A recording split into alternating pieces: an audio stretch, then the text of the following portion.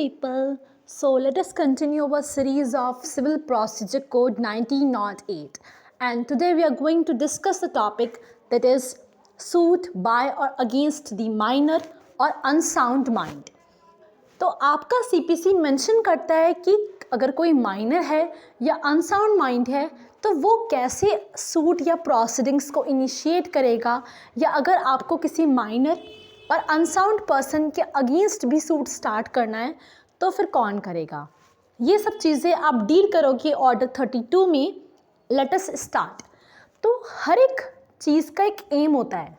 यहाँ पर इस वाले जो ऑर्डर है इसका मेन एम क्या है कि जो भी हमारे माइनर हैं या हमारे गार्जियन हैं उनके राइट्स को प्रोटेक्ट करना, उनके इंटरेस्ट को अपहेल्ड करना, ये हमारा एम है।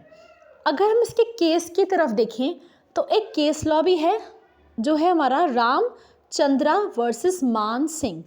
उसमें बोला गया था कि अगर आप कोई भी सूट फाइल करते हो जिसमें आपने गार्जियन अपॉइंट नहीं करा है and the person is a minor और एन अनसाउंड माइंड पर्सन, तो ऐसी जो डिक्री होती है किसी भी पर्सन के अगेंस्ट जिसके गार्जियन नहीं है या फिर किसी पर्सन के द्वारा जिसका गार्जियन नहीं है, वो वॉइड मानी जाती है।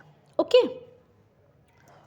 आई थिंक आपको ये केस रामचंद्रा वाला केस, आपको ये देखो ये लिखा हुआ है, मेंशन किया हुआ है, ये आपको क्लियर होगा। ठीक है, तो अब हम आगे बढ़ते हैं। एंड क्या बोला है कि how minor can sue, minor can sue by next friend. अब क्वेश्चन आता है कि अगर मैं माइनर हूँ और मुझे केस को स्यू करना है, केस को फाइल करना है, तो मैं कैसे क्या कर सकती हूँ। तो उसके लिए मेरा एक नेक्स्ट फ्रेंड होगा जिसको आप गार्जियन भी बोल सकते हो। तो कोई भी सूट जो माइनर की है वो इंस्टीट्यूट हो सकती है उसके नेक्स्ट फ्रेंड के नाम पर। माइनर मतलब कौन होता है पता है ना आपको? माइनर मतलब कोई भी पर्सन जिसने मेजॉरिटी अटेन नहीं की है। और यहाँ पर मेजॉरिटी कैसी होगी? यहाँ पर मेजॉरिटी होगी according to the Indian Majority Act of 1975। ठीक है, ये आपको पता है कि 1975 का जो एक्ट है उसके अकॉर्डिंग आप करोगे। ठीक है,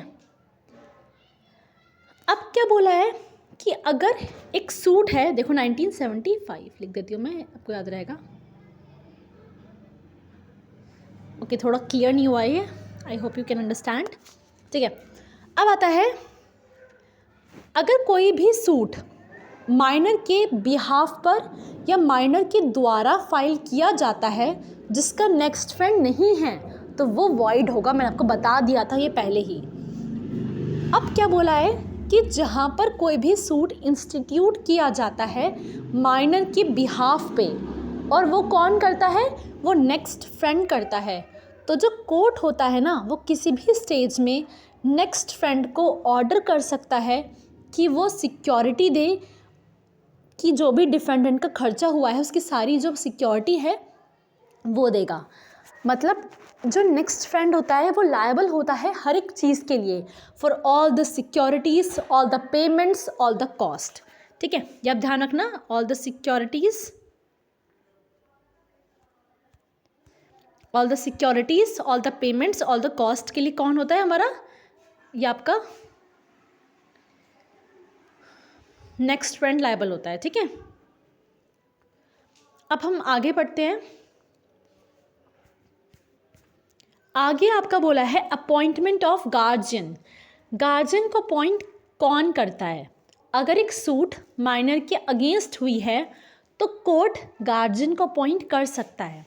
वही गार्जियन अपील में भी, रिवीजन, एग्जीक्यूटिव प्रोसीडिंग्स में कंटिन्यू करेगा जब तक हम उसको रिटायर नहीं कर देते, रिमूव नहीं कर देते या उसकी डेथ नहीं हो जाती।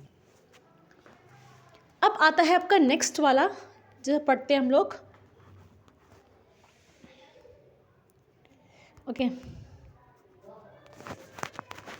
नेक्स्ट आपका पढ़ते हैं